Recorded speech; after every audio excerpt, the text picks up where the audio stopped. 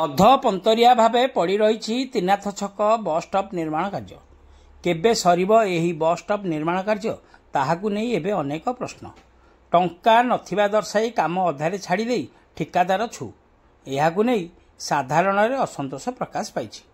ସୂଚନାଯୋଗ୍ୟ ଖଣ୍ଡପଡ଼ା ସହରସ୍ଥିତ ତ୍ରିନାଥ ଛକଠାରେ ଖଣ୍ଡପଡ଼ା ଏନ୍ଏସି ପକ୍ଷରୁ ଏଠାରେ ଥିବା ପୁରୁଣା ବସ୍ ଷ୍ଟପ୍ଟିକୁ ଭାଙ୍ଗିଦେଇ 5 ଲକ୍ଷରୁ ଊର୍ଦ୍ଧ୍ୱ ଟଙ୍କା ବ୍ୟୟରେ ଏକ ନୂତନ ଧରଣର ବସ୍ ଷ୍ଟପ୍ ନିର୍ମାଣ କାର୍ଯ୍ୟ ଆରମ୍ଭ କରାଯାଇଥିଲା।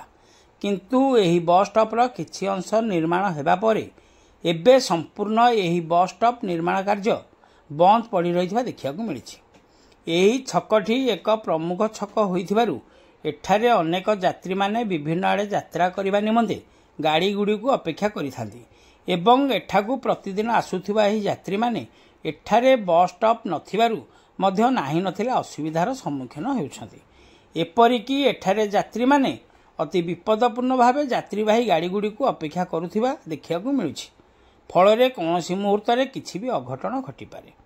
ସ୍ଥାନୀୟ ବାସିନ୍ଦାମାନଙ୍କ ପକ୍ଷରୁ ଏହି ବସ୍ ଷ୍ଟପ୍ଟିର ନିର୍ମାଣ କାର୍ଯ୍ୟ ଶେଷ କରାଯିବା ପାଇଁ ଏନ୍ଏସି କର୍ତ୍ତୃପକ୍ଷଙ୍କ ଦୃଷ୍ଟି ଆକର୍ଷଣ ବାରମ୍ବାର କରାଯାଉଥିଲେ ହେଁ କୌଣସି ସୁଫଳ ମିଳୁନାହିଁ। ଅନ୍ୟପକ୍ଷରେ କାର୍ଯ୍ୟ ହାତେଇଥିବା ଠିକାଦାର ଏନ୍ଏସିରେ ଆଉ ପଇସା ନାହିଁ, ତେଣୁ ଏହି ବସ୍ ଷ୍ଟପ୍ କାର୍ଯ୍ୟ ଆଗକୁ ବଢ଼ିପାରୁନଥିବା କହି ଧରାଛୁଆଁ ଦେଉନଥିବା ଜଣାପଡ଼ିଛି। ଖଣ୍ଡପଡ଼ା ଏନ୍ଏସି ପ୍ରଶାସନର ଏଭଳି କାର୍ଯ୍ୟକଳାପକୁ ସହରର ବୁଦ୍ଧିଜୀବୀ ମହଲରେ ତୀବ୍ର ନିନ୍ଦା କରାଯାଇଛି।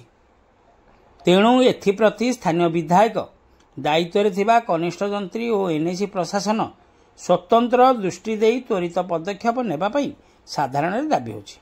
ତେବେ ଦେଖିବାକୁ ବାକି ରହିଲା ଏହି ତ୍ରିନାଥ ଛକର ବସ୍ ଷ୍ଟପ୍ ନିର୍ମାଣ କାର୍ଯ୍ୟ କେବେ ଶେଷ ହେଉଛି। ଖଣ୍ଡପଡ଼ାରୁ ସନ୍ତୋଷ କୁମାର ସାହୁଙ୍କ ରିପୋର୍ଟ, ଖଣ୍ଡପଡ଼ା ଖବର।